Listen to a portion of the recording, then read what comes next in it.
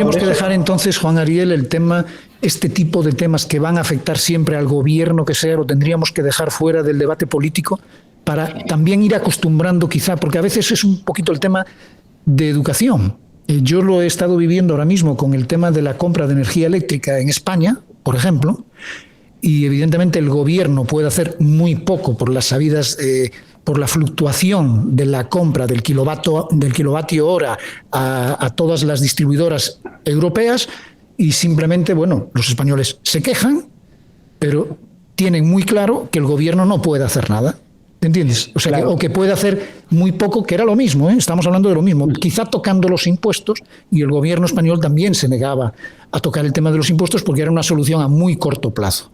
Entonces tendríamos que dejar esta discusión fuera del ámbito político para al mismo tiempo educar a las personas a que esto es algo que va a fluctuar y va a fluctuar siempre y nos va a estar afectando.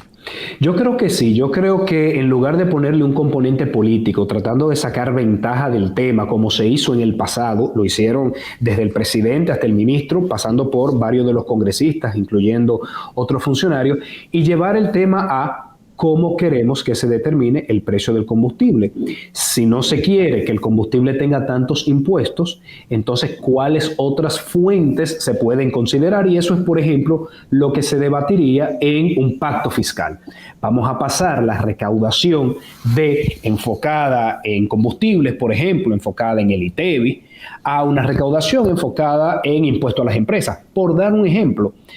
Sí, porque es que porque Juan Ariel, según tú me lo has explicado, en realidad nosotros podemos hacer cualquier recorte en cualquiera de los ítems, puede de repente bajar el costo de la materia prima, podemos reducir incluso los márgenes de beneficios de toda la cadena, o pudiésemos bajar los impuestos, pero es que no nos vamos a librar de que el mercado internacional pasado mañana, aun haciendo todos estos ajustes, dispare el precio del petróleo. Y ahí nosotros, después de haber hecho todos estos ajustes y pasar de poner el combustible de 287 quizá a 200, de repente en un año volvemos a estar en los 287 de nuevo. O sea, nunca nos vamos a librar de esa supuesta subida del combustible, porque nosotros no tenemos el control sobre eso. Aunque ahora bajemos todo, siempre nos va a alcanzar, porque siempre es el mercado internacional el que nos va a trazar la pauta, ¿no?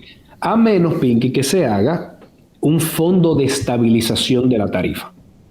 Que eso es algo que se ha establecido en otros países y que se hace de distintas maneras, donde uno diga, no voy a cobrar el precio actual, sino voy a cobrar un precio promedio.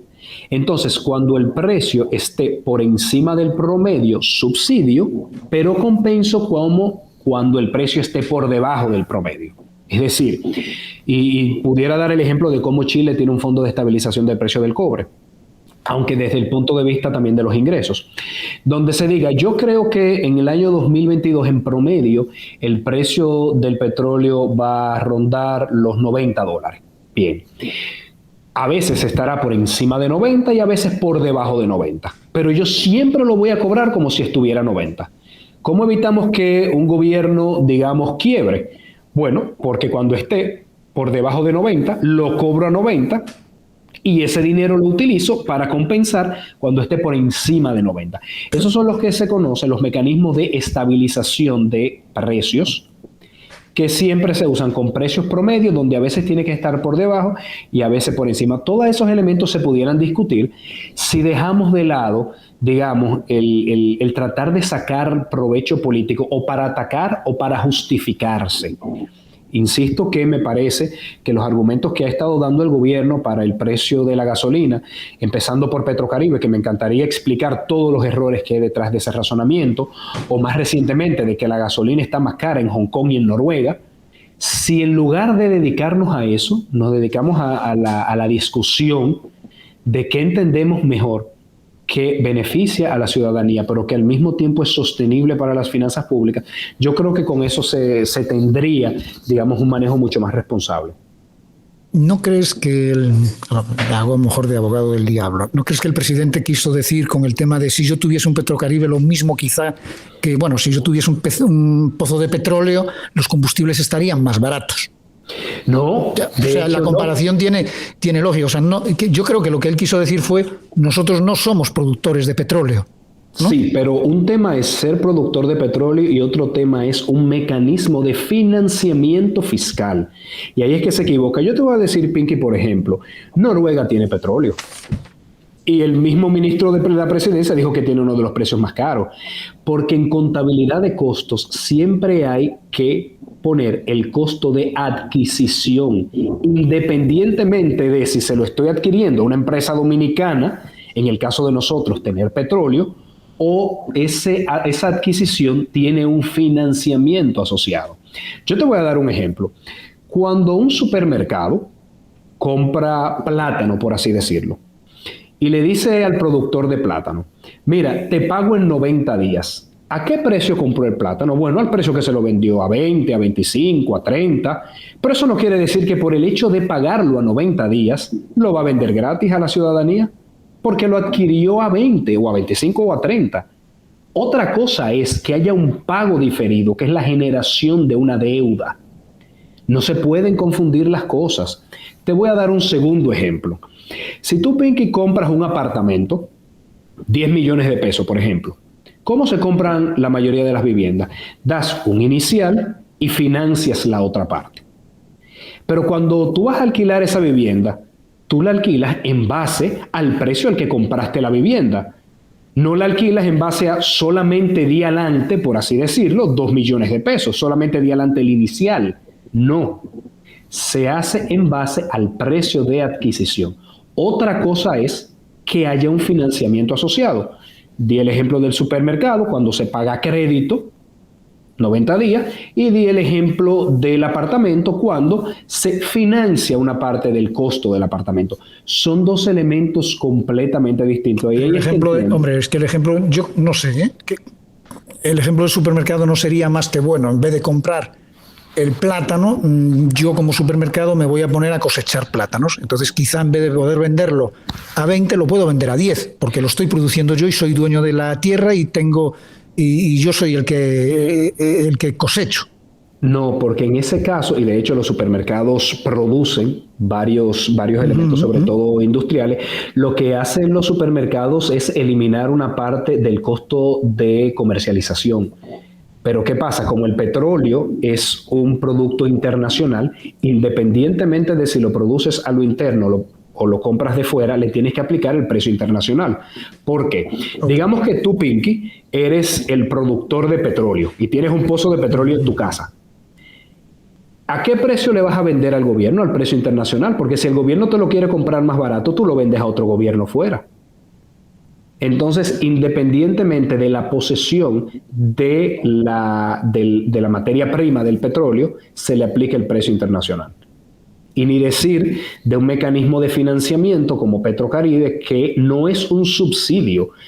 En Petrocaribe no era que República Dominicana compraba el petróleo más barato, lo compraba al precio internacional. Se pagaba en especies. No.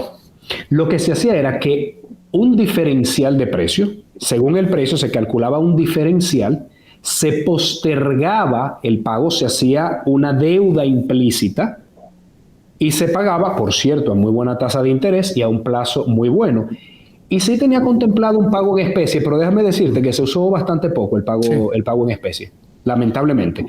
Entonces son dos cosas completamente distintas. Pero te digo más, Pinky, no es que solamente no debemos no debemos confundir Petrocaribe, que es un financiamiento, con un subsidio. Eso no existe. Pero te digo más. No todo el petróleo se importa de Venezuela. En ese momento Venezuela no suplía todo el petróleo que requería la República Dominicana. ¿Por qué? No, tiene otros clientes.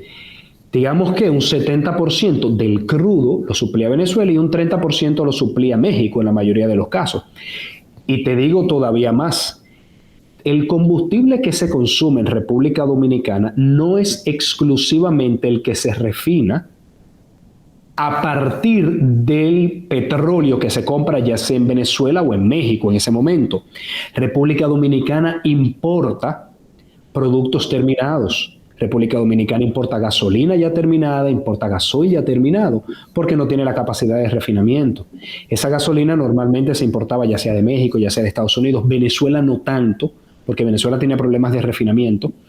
Entonces, digamos que asumir, primero, que todo el combustible se hacía a partir de petróleo venezolano bajo Petrocaribe, es un desconocimiento de la estructura de consumo de combustibles de República Dominicana, que eso, entrando a la página del Banco Central, cualquiera lo puede ver.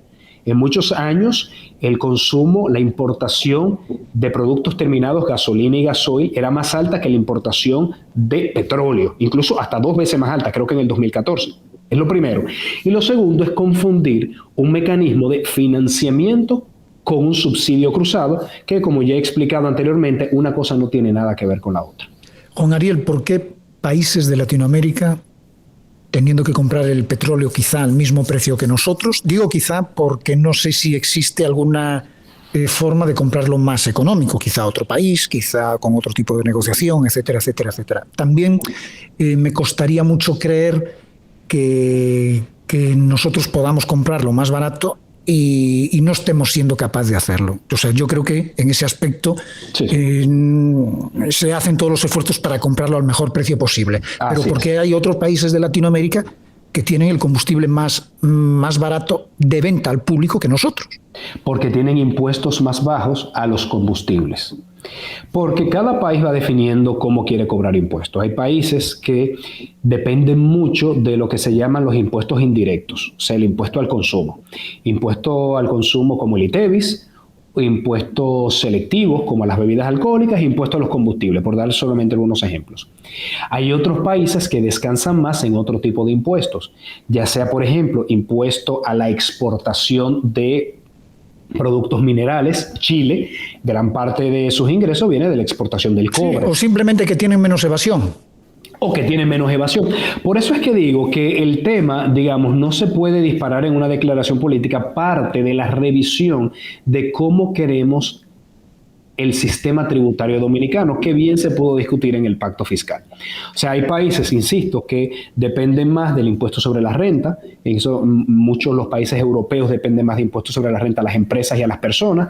Países que dependen más de impuesto a la exportación de minerales, caso Chile, caso México, y hay países, caso Venezuela también, por cierto, y hay países que dependen más de los impuestos indirectos que están relacionados al consumo, como es el caso de República Dominicana.